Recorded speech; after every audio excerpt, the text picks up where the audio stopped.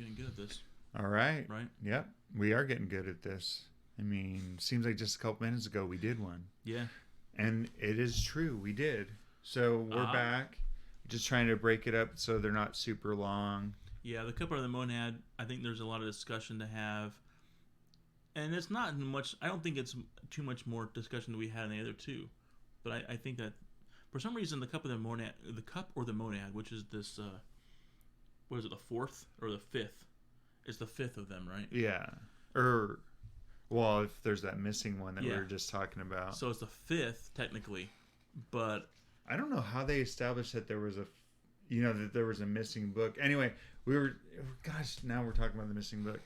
But, well, because, there's 17 books, right? Yeah. And we only have 16 of them. Yeah, I don't know how they figured out that there was 17 books. We'll have to read up on that. Yeah.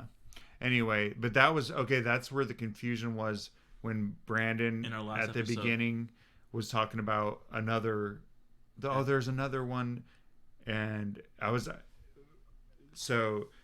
he was talking about that Asclepius or that missing book, the whole book, and I was talking about the beginning of the sermon to Asclepius. So we kind of that was missing. We were both right.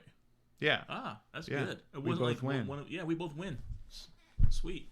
Yeah. So clarification: there is a missing text. We don't have it. That's that. Yeah. Nobody has it. Okay. I'm wondering if maybe we can find it, dude. Yeah, we'll find it. Do you want a? Do you feel a little parched? Yeah, I really do actually. Okay. Give me 2 drinks, because then I can have one just sitting out here. Okay. Open up Gosling's in here too. Yeah, I know. Gosling's actually sounds really good right now. Is that one of them you want? Yeah, and then get me a hop water. Anyway, of course, the old standby, the Goslings. Yeah, I think the Gosling has made an appearance on several episodes of ours. Yeah, so basically they're our unsponsored sponsor. They're not willing to pay. They make us, but then also we have Lagunitas hop water. So it's basically just it's a hoppy refresher. Yeah, it's just carbonated water, hops, and some nutritional brewer's yeast. Yeah, it's really good taste. It's just not nutritional yeast; it's nutritional brewer's yeast. Yeah, yeah. Anyway, so if you like the taste of hops, cock and bull, dude. Yeah, and I'm gonna be sporting a cock and bull. Yeah, but if you like the taste of hops, and you want something that tastes, really good and doesn't have any kind of extra stuff in it, hop water is the way to go. It's so good. Mark just introduced that to me, a few weeks ago? Yeah. A month ago? Yeah. And I'm not a hop head. If anybody has ever had beer or whatever, there's IPAs and all this stuff that people freak out about and they just love them. But this has hops in it, but it's not. The hops don't make alcohol. No. Anyway, no. This is just a pure. It's just a nice. Yeah, it's just water and basically almost like a tea. There you go. That's a good way to look at it. Yeah, that is, and it's carbonated, but it's good. And anyway, you'll have to try it. So if you try it, let us know. It's Lagunitas hop. Oh, so it's kind of like a LaCroix. Yeah. That's a good way to describe it. It's a hop LaCroix. Yeah. And instead of like lemon or whatever, they use hops as the juice. Yeah. So I think this is going to be an exciting episode, Mark. Yes. Ooh. And this is good to start off with a good. Ooh, let's see Brandon's reaction. You know what? It's better. It's definitely better than the Lenelar Source Fiery Ginger Beer. I think the Goslings. Yeah, it just has that good flavor. Yeah. A good just a gingery flavor. The fiery one was fiery.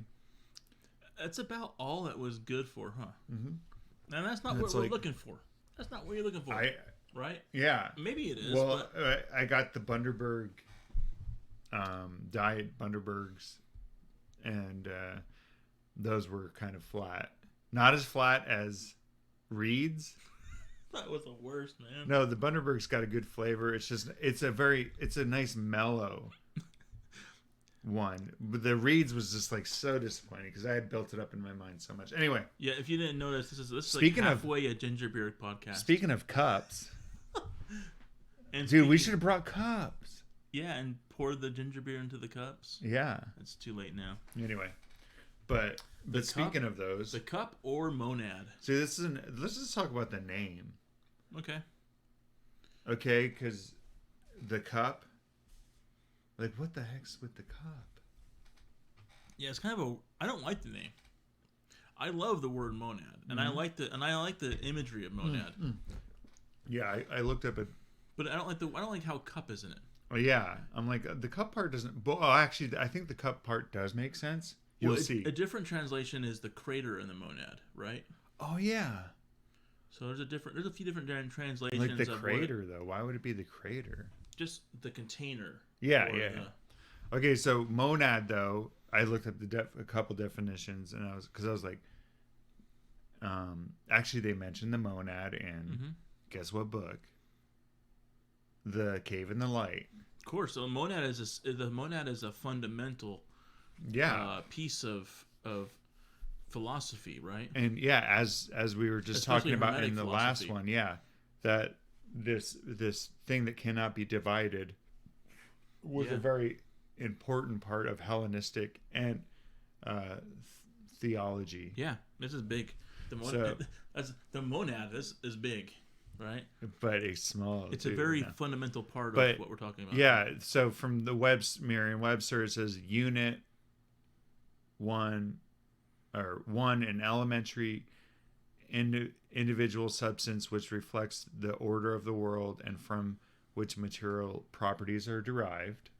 So the kind of like God, that he's making the material that other things are derived, and then also what the heck? In philosophy, it's an indivisible, impenetrable unit of substance viewed as the basic constituent element of physical reality. So, anyway. One of the, if that makes sense. Yeah, there's also have you heard the monad? But the monad was the atom, I think. Yeah. Well, there's like Pythagoras, even back before Socrates. There's this concept. There's this Hermetic principle of, what's it called? From monad. Oh.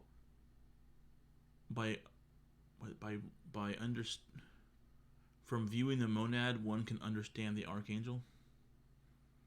Have you heard that one? Yeah. Oh wait. It's the law. It's where the law of correlation comes from. Was it in the Kabbalion? Yeah. Okay, then I've heard it. It's where the law of correlation comes from. That was it. Yeah, some of those are confusing. Yeah, it's basically like from studying the monad long enough, you can see you can understand all things. Like that's what the thing was that I didn't understand. I was like, the archangel. What are they talking about? I think that it was just like clever, like this is a bigger thing. It's kind of like by studying the small thing or the building blocks, you can understand. Okay. Yeah. Anyway, and I referenced it in my poem that I read last time we were made. Oh, by the way, I needed to let you know that you did a very good job. With what? With your poem. Really? And I was reading a thing by Seneca in that book. Really? Know? And he said that you should be writing your own stuff. He goes, you don't want to just depend on. Actually, you know what? Poet. I wrote a poem. No, but he's saying, you can be one of those people that recites. Dang it! I have the verse all. Yeah. I've read this before. Yeah, you can be one that recites everybody's thing, but kind of come up with your own stuff too. Or put them in your own words. Yeah. Okay. Don't depend on people from the past. Yeah. Write your own stuff. Yeah. I mean, read their stuff, but then write your own. Yeah. Do your own, because you might have a little different take, or you might have, a different way to say it that somebody might really relate to. Anyway, so I was like, cool. Whenever I read that, I was like, oh, thanks, Mark. Brandon did that. Thanks. Mark's my first fan. All right. Okay, well, without further ado. Well, way to put yourself out there is all I'm saying. Yeah. Anyway, okay, so okay. So this one is this is back to the master to student or the teacher to student. Yeah, format. And actually they've never met this little guy. Tat. I love it. Yeah. You know what's interesting with the name Tat? What? It's the same word. It's the same as the word. It's Tat and Thoth are the same name. Oh, they are? Yeah. Tat and Thoth. Or Thoth, right? So there's no vowel. You take the vowels out and it's the same. Oh, yeah. And so it's interesting that like Hermes is often seen as being the Egyptian Thoth or Thoth, however you pronounce it. And I think we actually discussed that one time and we said to forget it. But the thing is this is Hermes to Tat, who we don't really know who that is. So I just think of him as like a little Muppet Babies. Yeah, okay. Like he's like baby Thoth. That's what I always picture. Like, I don't know how you would do that, but like kind of a young babies. Yeah. Oh man. What was that, the 80s? Okay. 90s. Yeah. All right. But anyway, so that's what. So Tat is kind of like, well, seems like he's Hermes' son. I think I've read that he was. I just didn't want to say it. That's why I read that before too. Well, then the Muppet Babies thing works because it's the junior. He's wearing a diaper. Little Tat. Anyway, I like the name though. I was like, that's a sweet name. But some of the right off the bat, right at the bat, right? He's kind of talking about God. What I have written is world made without hands. God is everywhere and nowhere. This kind of thing. Going back to where we were kind of going before, right? Yeah. Body and bodiless. Yeah. Now it's nowhere, everywhere, and every being. By his will, all beings created. The body of God. No. Okay, and then he starts kind of talking about God, the body of God. No man can touch, see, measure. He's kind of this. I don't know. This reminds me of what is that the whole Catholic. What's that? The Nicene Creed. Yeah, the Nicene Creed. Yeah, I mean. Yeah, it's when they're explaining the Trinity. Yeah, how did they come up with that? Oh, Hellenistic thinking, kind of that whole. Yeah. But, I mean, so he's like, you can't touch, no man can see, measure. He's not fire, water, or air. But yet they all come from it. So it's kind of going where we were before. Yeah. This is a reiteration of the previous, right? So, but I think the monad, the part where it starts talking about the cup and stuff, is so he establishes who God is or who God kind of isn't or whatever. Yeah, there's just like the two Asclepius did. Yeah. Right in the beginning. Here's what's going on. Now let's move on to the content. Yeah, so now he wants to talk about man and how man gets mind. Yeah. Okay. So and this is also mentioned in the Shepherd of Men, right? Yeah. So let's go through this version of it. Basically, oh wait, Tad asked a question. Should we start with no. Let's still start with Hermes. Yeah, I was looking for where is it? Let me just go for it. Okay, so God sent the cosmos of this frame divine man a life that cannot die and yet a life that dies. Okay, so this is talk, and I remember that phrase from the Shepherd of Men. Yeah. So, but man, a lot of dualism. Everything's dual here. Yeah. There's everything. About everything that's mentioned has like two different. But he was using that same kind of phrasing when he was talking about God, and he's like, and God sent man down here to earth, and then he used the same kind of thing, a man who cannot die but dies. Yeah. So this dual thing natured so being. It almost divine nature. Yeah. You would say. Nature and divine in one.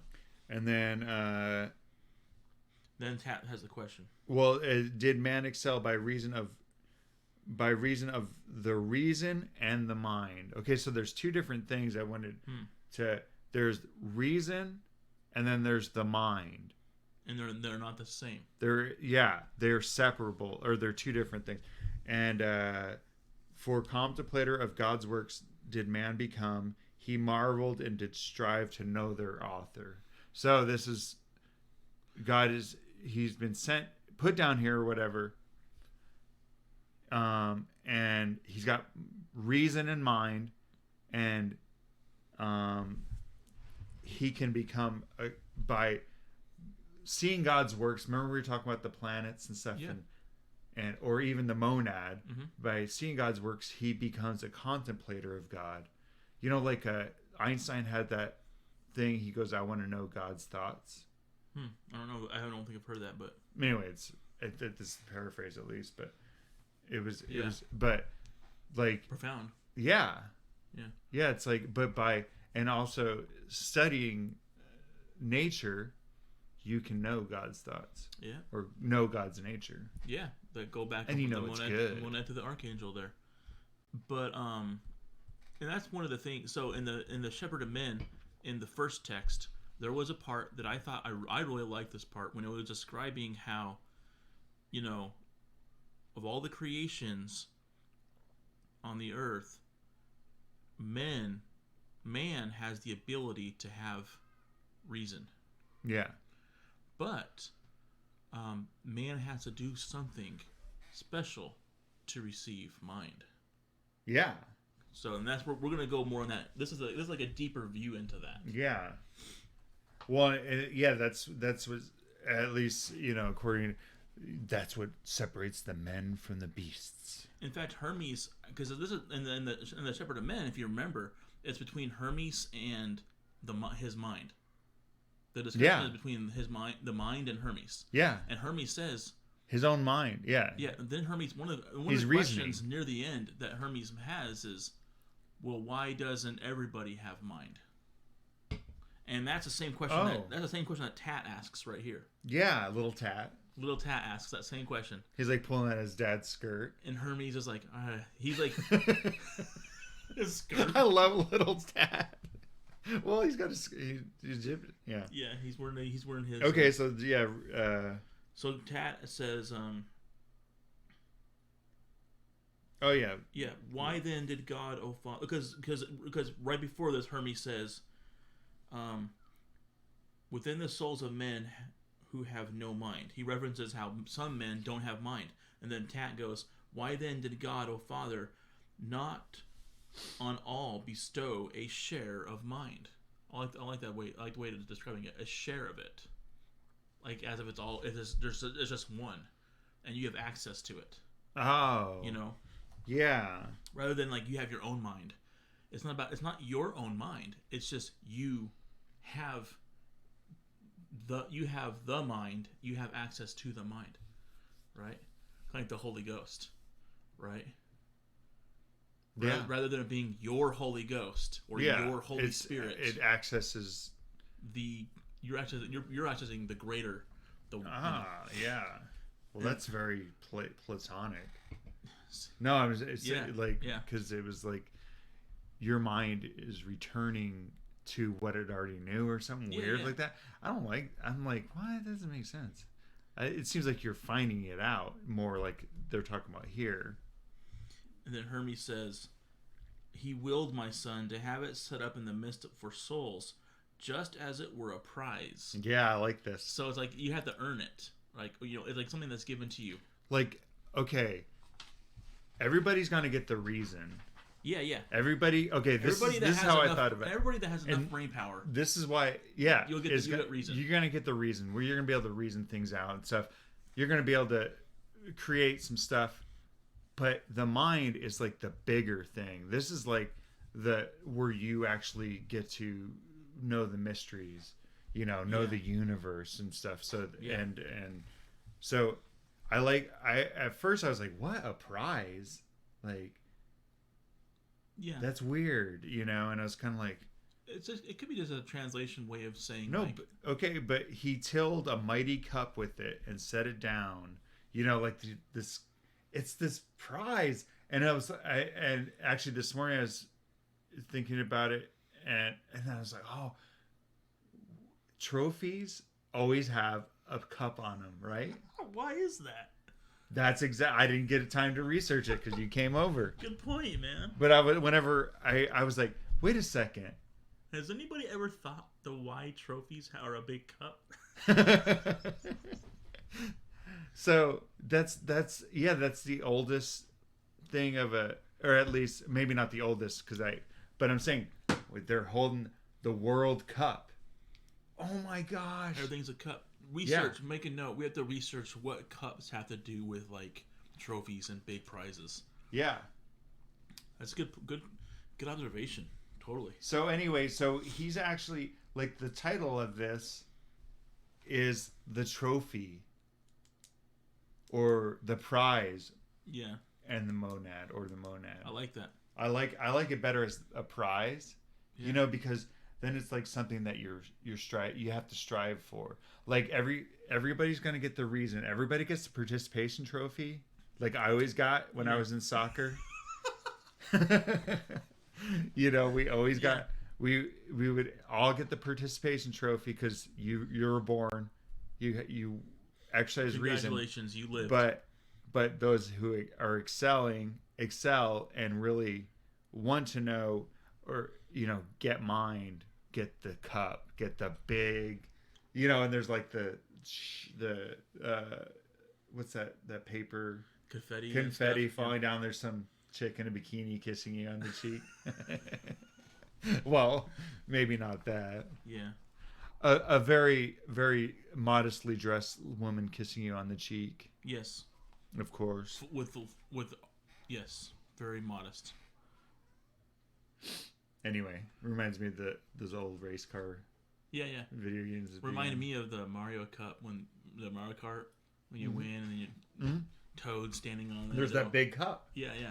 Rotating around. Yeah.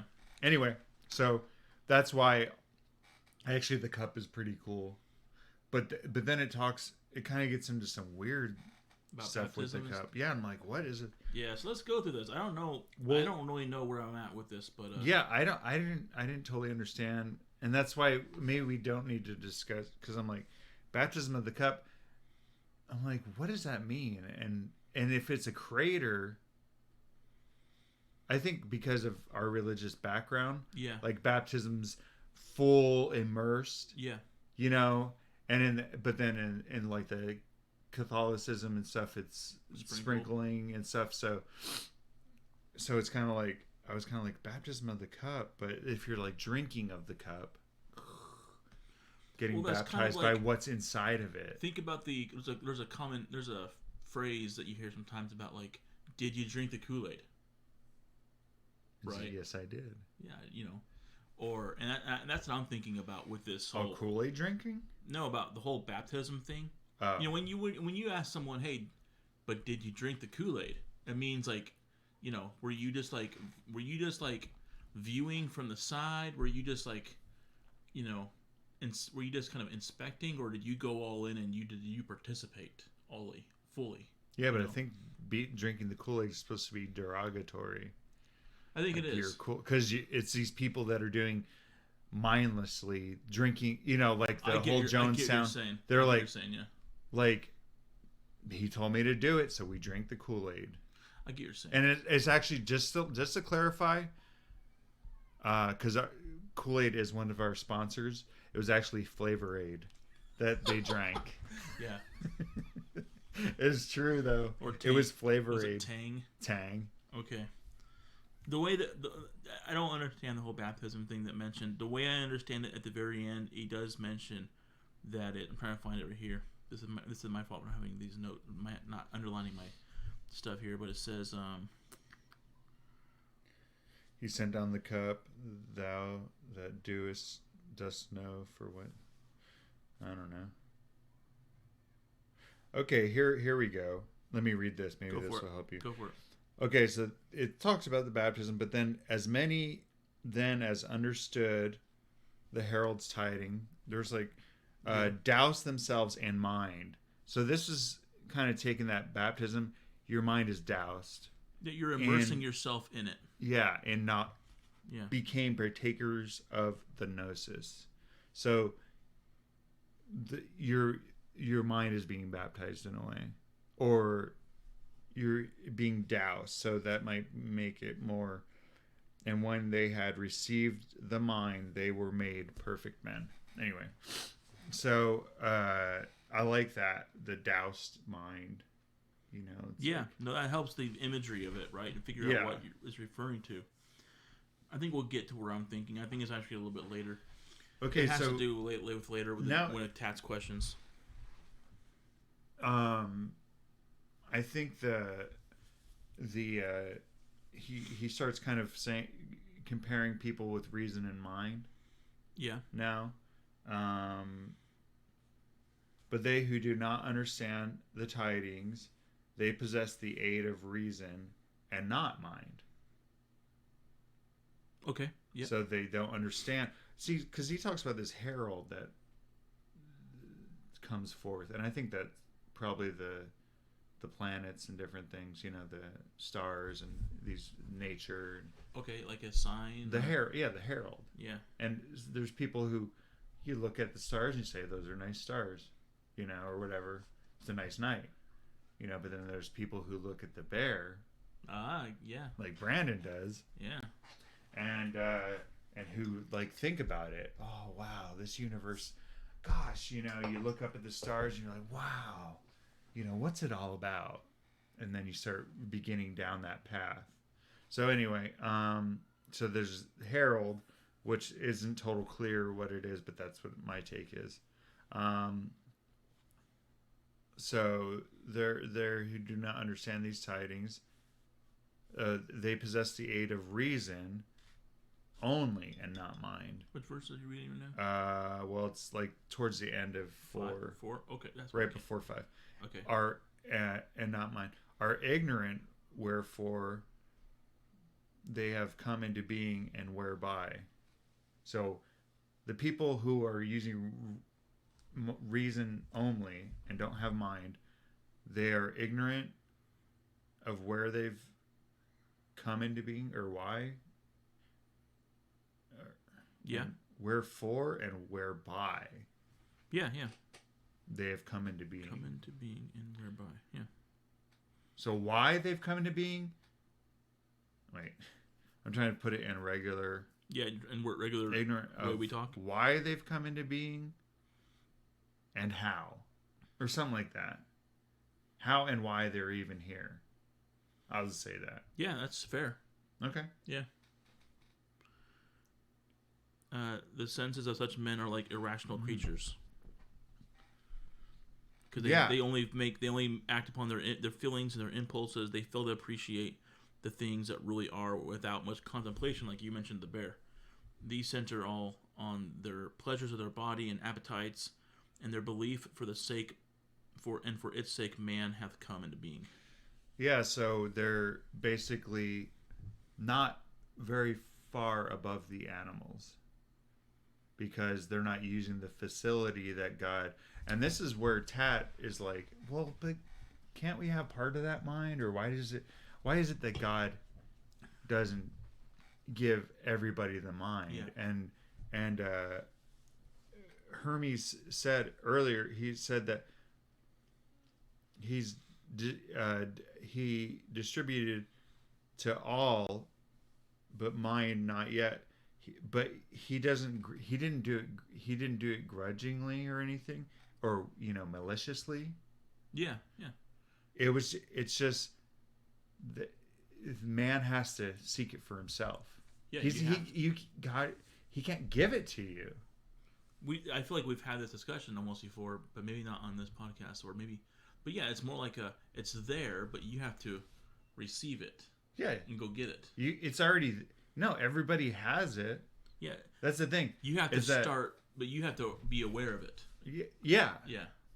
So it's something that can't be forced. It's kind of like that.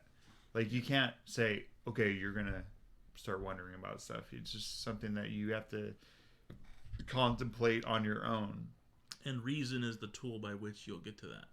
Yeah, so that's why all men are given reason, because that's the that's the way you can get there. But if you are, like it says, basically living it like irrational creatures, or like just a creature where I'm eating, I'm sleeping, I'm going to the bathroom, whatever, I'm looking for pleasure, there you go. That's all you do. Well, that's all you're going to get. And so, and they do that in the belief that's what they've come into being for. Yeah. Is to do that. Sweet. And good point. Eat, drink, and be merry. Yeah. Sweet. Hey, I'm going to drink and be merry right now. Should we move over to Dude, that's hoppy. Is that hoppy? It's refreshing. How do you pronounce that first word there? Lagunitas. Yeah. But okay, so they've that actually explains that previous one where I was trying to put it into other words, that they actually believe that the reason that of their being is just to eat, drink, and be merry. Yeah. Yeah. So totally makes sense. This is all becoming clear now, Mark. Yeah. Am I just jumping ahead, or are we ready to go to 6? Well, I have something underlined here. But they who have received some portion of God's gifts, these if we judge by their deeds, have from death's bonds won their release. For they embrace in all their own mind all things on earth, things in heaven, and things above the heaven. And having raised themselves so far, they sight the good, or see God. Yeah. And they, at the end, it says, they speed their way unto that one and only one. Yep, so that's good. This is kind of the opposite. People that are doing, what they are receiving mind little by little. Okay. And then Hermes says, this is otat, the gnosis of the mind, vision of things divine. God's knowledge is it, for the cup is God's. God's Get cup. The cup. Reach, eyes on the prize. Yeah. And then Tad's like, hey, I want to be baptized by, This is the next line. The next line is kind of interesting. Unless thou first shall hate thy body, son. Oh, that's why we think Tat is his son. He refers to him as son here and there. Unless thou first shall hate thy body, son, thou canst not love thyself. But if thou lovest thyself, thou shalt have mind, and having mind, thou shalt share in the gnosis. So that's an interesting thing, because you gotta hate your body. Wait, if basically you need to first hate your body, so you can love. Wait, if you hate your body, you can love yourself. But if you love your body, the opposite would be true, right? You hate yourself. Hate's a strong word, Mark. Hey, I'm just saying what he says. Yeah. But, okay, so, and if you love yourself by cultivating that part of it, then you'll get mind, and mind will bring you to knowledge. Yeah, it goes down to the whole, what is it that you're looking for in life? Mm-hmm.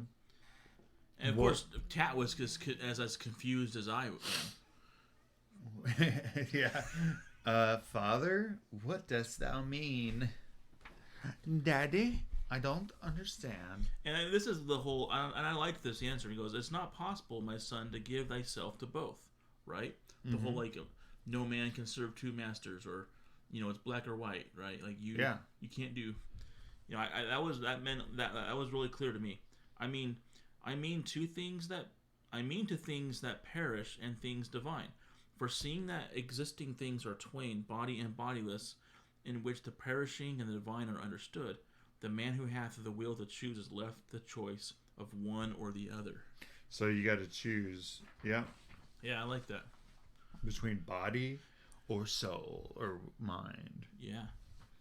Obviously, I'm choosing soul in my life. Yeah. Obviously. You know what? That's true. I hate my body. So, like, look at it. I don't even take care of it. That's how much I hate it. But, well, and in the commentary, what's his name talks about the hating of the body. What's his name? You mean G.R.S. Mead? G.R.S. Mead. A mouthful. Even the abbreviation's a mouthful. Yeah. He talks about like this is kind of the beginning of wisdom. This isn't that necessarily even a flogging of the body or some kind of like where you're trying to. This is just to get you out of your the habits that you've created and stuff with your body. Is you need to just turn away from it. Not the appetites. Like,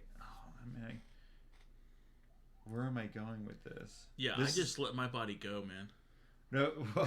No, but I'm saying like him saying hate the body isn't necessarily hate the body. It's not an extreme thing. It's saying control your body. Sure. Okay. Brandon, control your body. Oh man, I've been thinking it means hate the whole time. You're like, I've been hitting it. Man, I've been gaining weight every time. Like, I gained 500 pounds just to show how much I hate my body. Like those people in the 600-pound life that get cut out of the wall, What? I don't know that. Like if they're on the second story and they die, or they have to take them to the hospital, they have to actually cut them out because they're so heavy they can't get them down the stairs or anything. I've seen that on TV. That's how I want to go. But he was so his mind was so. He had the biggest great. mind, yeah, and he had a 600-pound body. All right. What else do you want to say, Mark? Here. Oh, okay. Some of the things I have marked. What did Oh yeah, he was confused.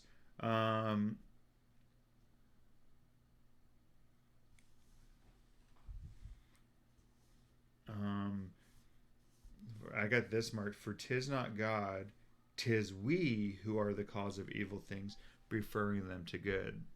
I think that's kind of a point that the previous thing, that evil is something that man does and nature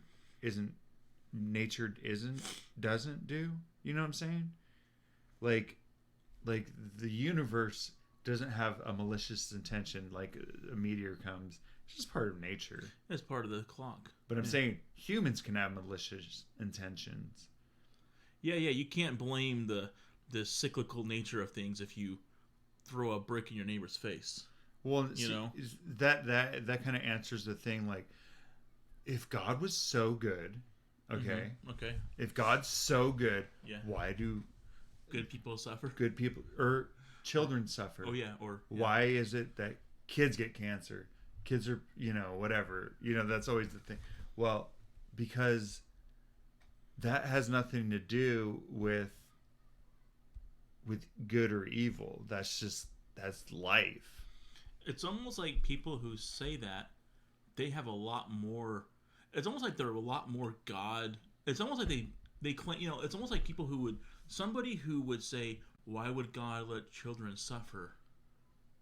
It's almost like they have a lot of dependency on God in a way, right? Like, because the answer is like, that's not God who does that. It's just the way things are, right? But like people who would ask that question, it's like, have you been burnt because you've been trusting so much in God to do something for you, and then it didn't happen, and now you're saying that there is no God? Could be. But the thing is, the whole mindset is almost a very religious mindset to begin with. Well, it's like, because that's not the universe, man. Universe, man. But good anyway, yeah, that's just not the way it goes. Anyway, this is a deep episode. Huh? So he's saying, hey, nature, your body, whatever, things happen. Man is the one that's responsible. Why does God allow bad things to happen? Because it's men that are allowing them to happen. God has nothing to do with it. And I was thinking about this. See, there's some discussion, I guess, or there's some I guess I don't know if there's a discussion about it, but there is some blurriness about when this Hermetic or the Trismegistic literature first came about. And there's some of it, I think in the Shepherd of Men there was a few parts, and then in the second text we read, and the two Asclepius, there was that part that mentioned at the very end about like needing to like get married, or have kids, like so. There's like if you don't have kids, you're gonna suffer for eternity. And so there's a few parts in this that you would kind of think that like maybe Christians got their hands on this, and were and that this is actually like the whole what came first, the chicken or the egg. But when you have a text, what I thought was interesting is when we're reading through this, the reason why I know that this is not like a Christian text that's gone crazy is because they would be referencing Satan. Yeah, the devil.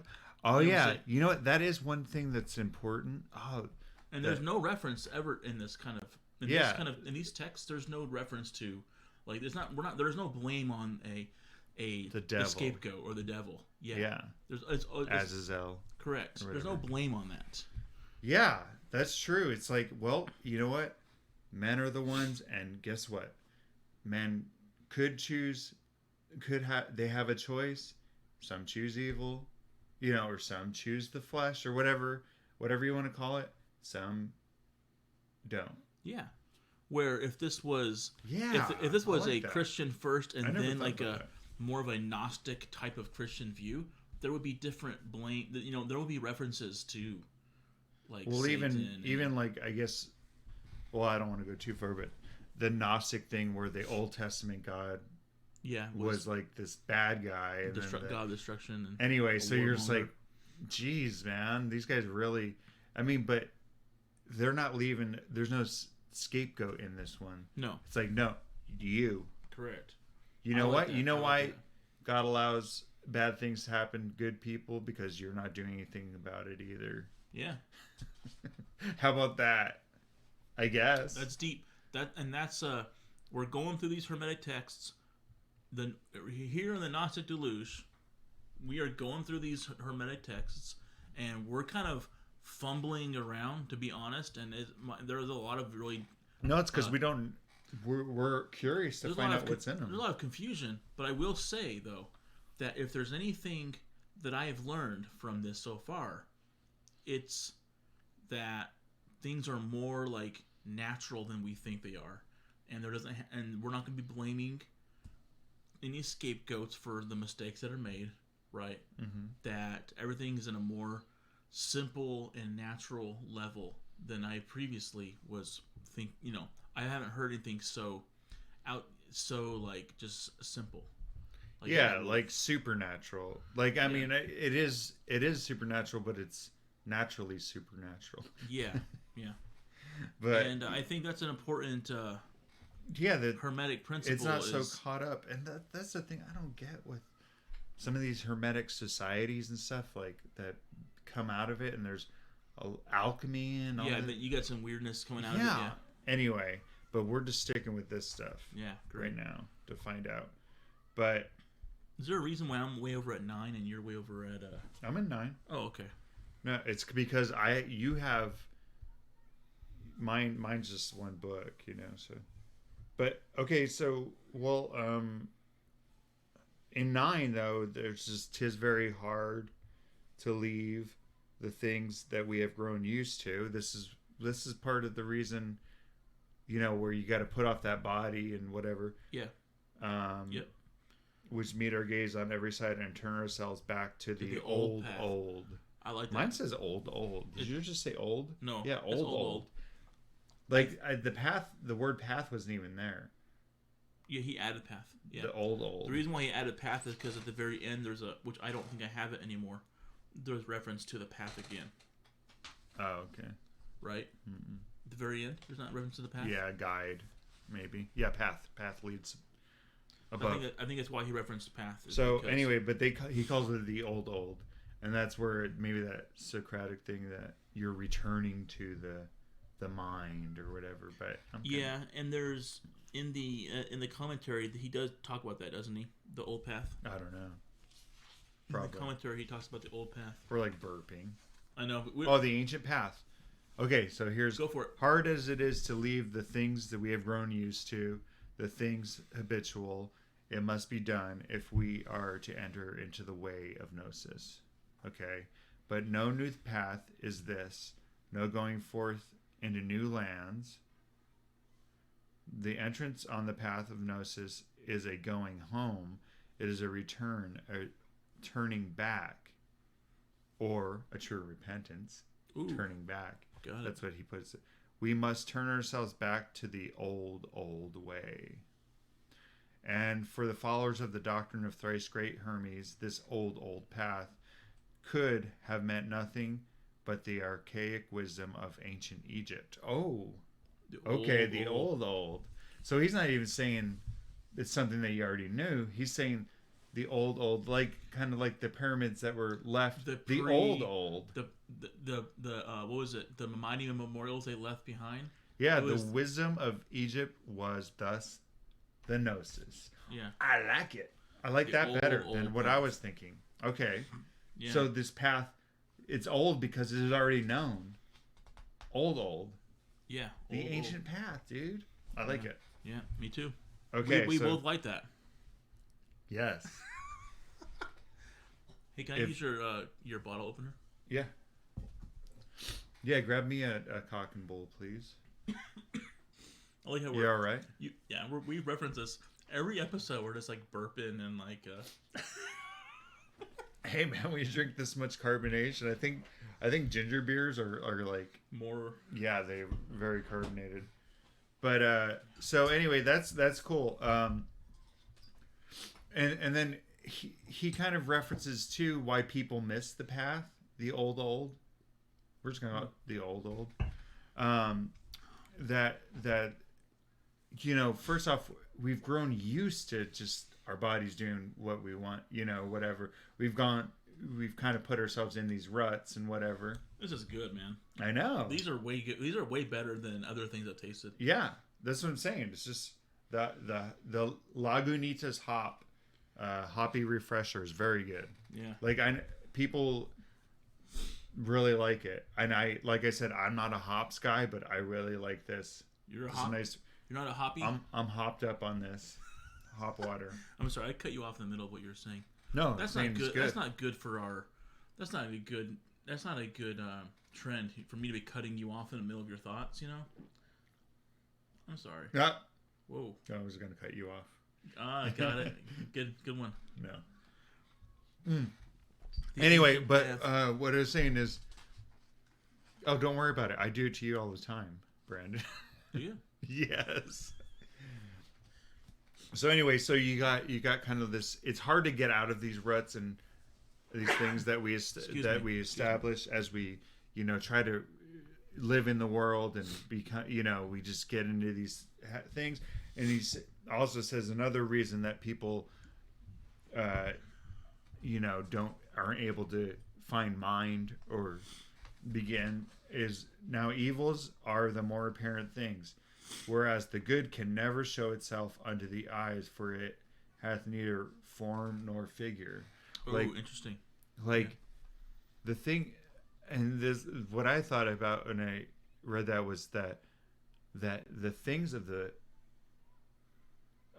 flesh or whatever. Let's just put it that. I mean, I don't want to, but you can have it very quickly. It's a very quick result. Yeah, the totally. Things, but the other things he calls them the good, mm-hmm. are things that you don't see.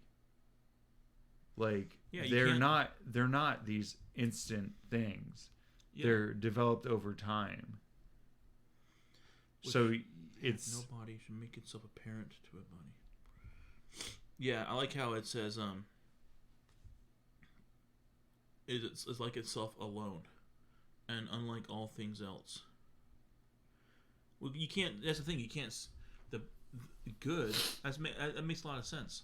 You can't see good because you can't see God. Right? Yeah. You can't see good. You can know that it's there, and you can feel it, and you can be aware that you can be aware of it, but you can't see it. Well, I'm saying, but yeah, he's saying evils are more apparent. Yeah. You know what? You never have. Okay, they do try to do some things, but what's new? What's on the news? The news is all the bad stuff that happens. Who wants to hear about somebody feeding a homeless person? Who cares? Nobody wants that. No, but I'm saying. I get what you're saying.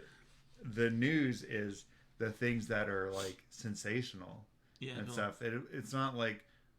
I mean, how long was let's just take Mother Teresa over in India. I don't know. But she over there for most of her life feeding these kids, trying to work with kids or whatever. How many stories did they have? The good, that's not a sensational thing. There's actually probably for as much good as I don't know much about Mother Teresa.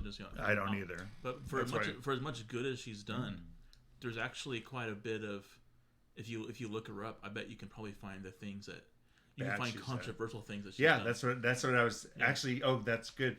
Yeah, because I know that recently there's been like, oh well, she was a real meanie to kids or whatever in India. Yeah. She wasn't this saint that whatever, and it's like, okay, well that's probably true. And you actually, whenever you hear about anybody, I mean, Gandhi. Martin Luther King. Yeah. They're even like there's these new things coming up. Yeah, you're just like, okay, yeah. I mean, if you look up me, all kinds of trash. There is. I'm gonna look you up. Oh my gosh. Oh, not safe for work. No. But anyway, so yeah, it's the bad things that people concern themselves.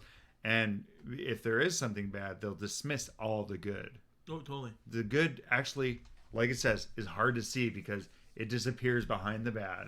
You know what's funny is, in the Cave in the Light, something that we referenced like 4 times in the last episode. Mm-hmm.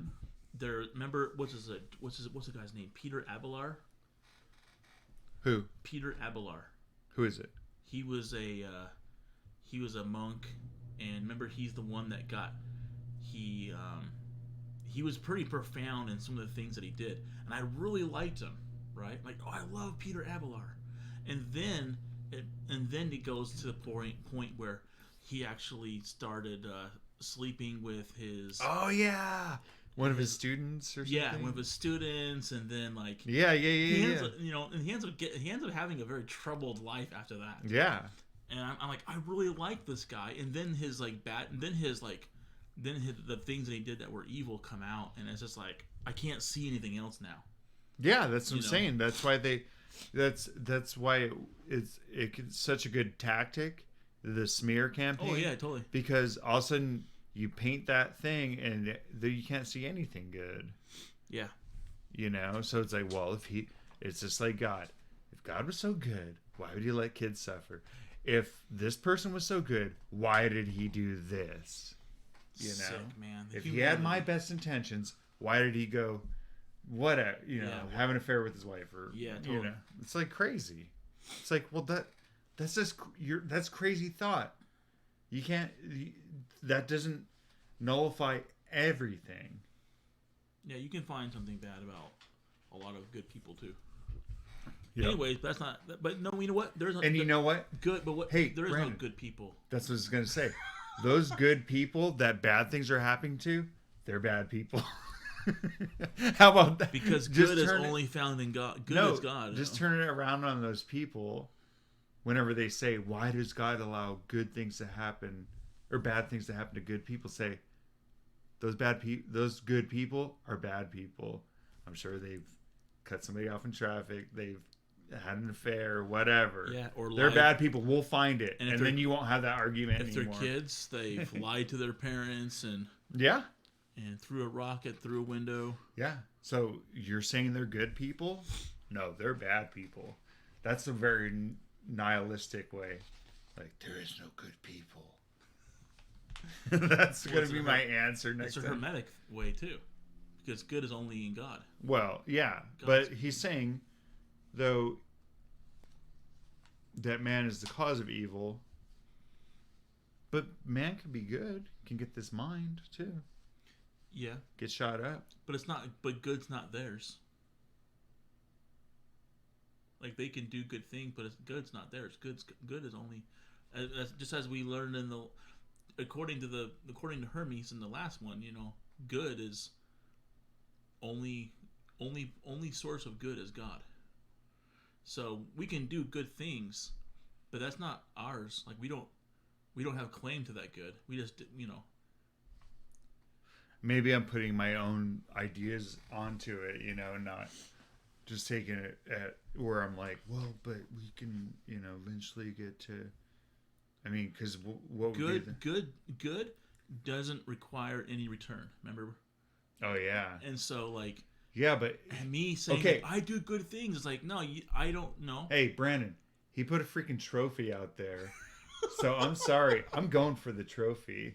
I got my eyes on the prize. So whatever, I want the trophy. Got your eyes on the prize, yeah. Hey, he wouldn't put a trophy out there if he didn't know that we would strive for it. And when I'm being judged after this life, the angels are gonna be like, "Why didn't you go for that trophy?" I'm like, I don't go for trophies. Like what is it? I do things and don't expect any return. Any return for it. Yeah, so anyway, I like that the evils are the apparent things and the good is the neglect or is the thing that nobody notices, kind of. Yeah. Yeah, good point. And I did some verification through culture to find examples of that. Yeah, we did some good ones actually. Okay, so and then I don't know, I got something marked at the end. Do you want? Oh, I don't have. Brandon, can you read the last paragraph all the way to the end? My please? end didn't print through all the way, so. Okay, so God's image hath been sketched for thee. So he's, okay. If thou wilt attentively dwell on it and observe it with thine heart's eyes. Ooh, I like that. Thou'lt find the path that leads above. The image shall become thy guide itself. This is that path that you were talking.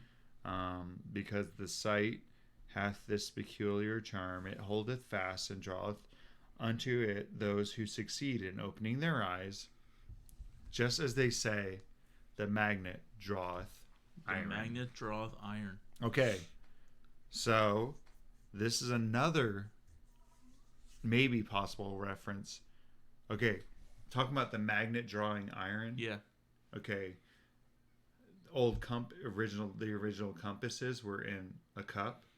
Oh, and they had iron. Where did you figure this out on yourself, or it was in a thing on Hannibal or something. Okay, interesting. Anyway, but cups. So and actually, the Chinese have the first compass. First one, yeah. But they would use it for divination, like the compass. Yeah. The cup. But so I'm saying, but he uses the magnet. You burping? Come on, we're recording, Mark. But he uses the image. I mean, this whole thing's called the cup, and then at the end he says, just as the magnet draws the iron, Yeah. Kind of the original compass. Good observation, yeah. So it points you in the right direction. Yeah. Down the path. I mean, what's the best way to find a path through whatever?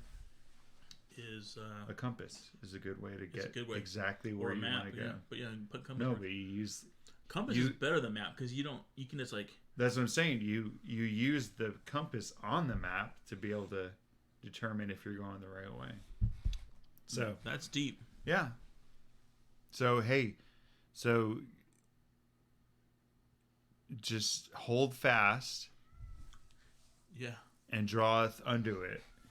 Hold fast.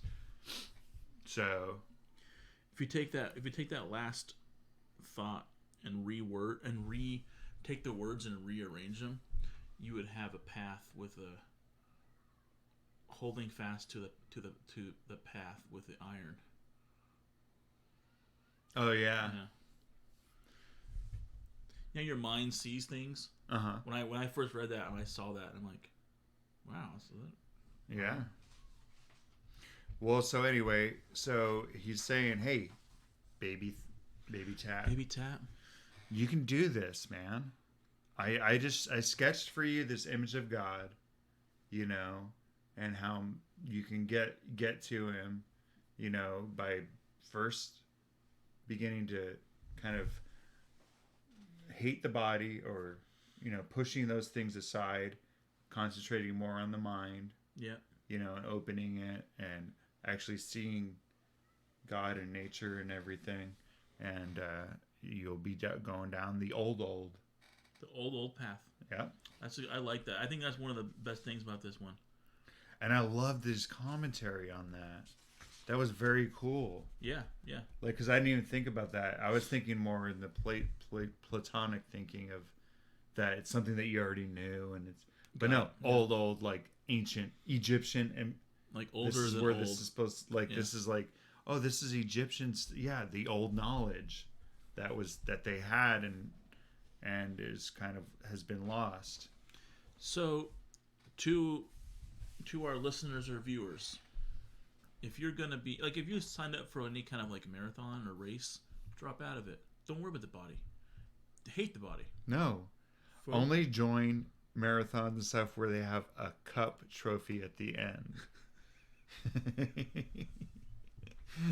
No, keep your eyes on the prize. Yeah. Don't run a marathon. Brandon, he didn't say get fat. That wasn't his point. You still take care of the body. Poor Tat. Because Tat was getting ready to run in the race, and he said, you gotta hate your body. He's like, dude, they just give ribbons at the end of that race. Get out. Like, ribbons? I want a cup. This is crazy. Yeah. Well, anyway, thanks for joining us on this one. And the next three are interesting because these ones are on God. Like, the one manifest God is most manifest, is in God alone is good, and elsewhere nowhere. We haven't heard that before. What the greatest ill among men is ignorance of God. Oh. That is a good one, because on thought and sense, not incense, and sense. Yes. Anyway. Ooh. So those are, the next ones are going to be more on kind of hermetic thinking on some of who God is. Yeah. I think those will be good to go over. Yeah. Well, this one was a good one. Yeah. And thanks for joining us again, and we'll see you next time. Look to the bear. Look to the bear.